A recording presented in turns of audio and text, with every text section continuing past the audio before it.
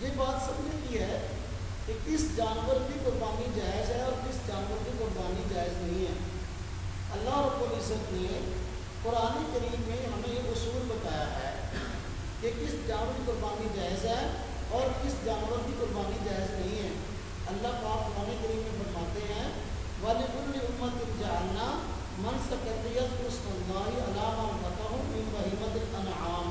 اللہ پاک فرماتے ہیں کہ ہر امت کے لیے ہم نے حکم دیا تھا کہ وہ قربانی کریں تو بہیمۃ الانعام کی کریں اور ذبح کرتے وقت اللہ کا نام لیں۔ تو قربانی بہیمۃ الانعام کی جائز ہے۔ اب سمجھے بہیمہ کسے کہتے ہیں، انعام کسے کہتے ہیں؟ بہیمہ کہتے ہیں اس جانور کو کہ جو چھپایا، یعنی جس کی 4 ٹانگیں ہوں۔ پہلی شرط یہ ہے قربانی کے لیے کہ جو جانور جو ہے جس کی قربانی کر رہے ہیں وہ 4 پاؤں والا ہو، چھپایا ہو۔ چھپائے کی قربانی جائز ہے، جو چھپایا نہیں ہے اس کی قربانی جائز نہیں ہے۔ اب مرغی جو ہے اس کی کتنی ٹانگیں ہوتی ہیں؟ 2۔ جب مرغی کی ٹانگیں 2 ہوتی ہیں تو اس کی قربانی بھی جائز نہیں ہے۔ اور انڈا اس کی کتنی ٹانگیں ہوتی ہیں؟ کوئی بھی نہیں۔ جب اس کی ٹانگیں کوئی نہیں ہوتی تو اس کی قربانی بھی جائز ہے نہیں ہے۔ جس طرح کے بعد غیر مختلف حضرات نے فتویٰ دیا، جو ہے یہ جامعہ ستاریہ کے ایک اپنا عالم تھے، تو فتاویٰ ستاریہ ان کا چھپا ہوا ہے، تو انہوں نے مرغی اور انڈے قربانی کی بات کی ہے۔ تو حالانکہ وہ بہیمہ میں شامل نہیں ہے، تو مرغی کی ٹانگیں جو ہیں وہ 4 نہیں ہیں اور انڈے کوئی جو ہے ٹانگ ہے ہی کوئی نہیں، تو لہٰذا اس کی قربانی جائز نہیں ہے۔ اور اسی طرح قربانی کے جائز ہونے کے لیے انعام ہونا شرط ہے۔ انعام اس جانور کہتے ہیں جو گھریلو حلال پالتو ہو، گھریلو اور پالتو حلال ہو۔ بہیمۃ الانعام کا مطلب ہوا کہ اس جانور کی قربانی جائز ہے جو کہ 4 پاؤں والا ہے، چھپایا ہے، گھریلو ہے اور پالتو ہے۔ اب دیکھو جوت اور حلال ہے۔ جو جانور 4 پاؤں والا ہے تو وہ اگر حلال نہیں ہے قربانی جائز نہیں ہے۔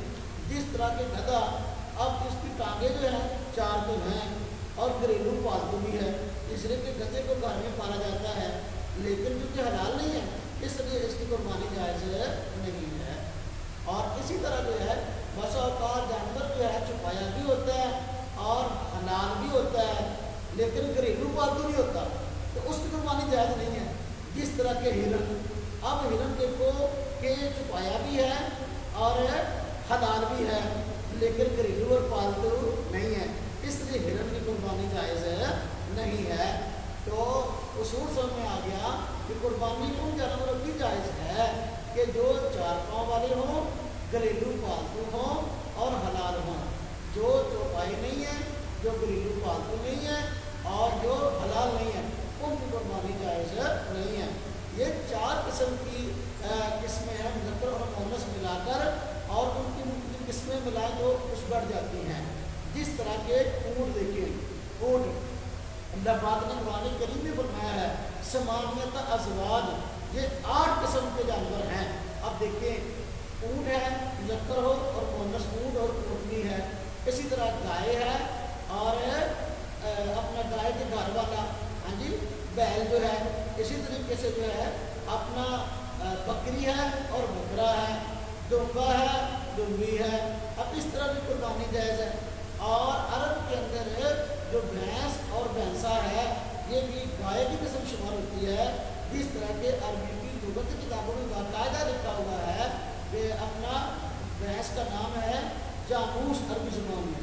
آپ عربی ڈکشنری کھول کر دیکھیں تو وہاں پر لکھا ہوا ہے جاموس کے تحت 9 امت کی بارے میں بگر کہ بھینس جو ہے یہ گائے کی بڑی قسموں میں سے ایک ہے، تو لہٰذا حیات الحیوان وغیرہ میں یہی بات لکھی ہے، تو اس لیے ان جانوروں کی قربانی جائز ہے، ان کے علاوہ باقی قربانی جائز نہیں ہے۔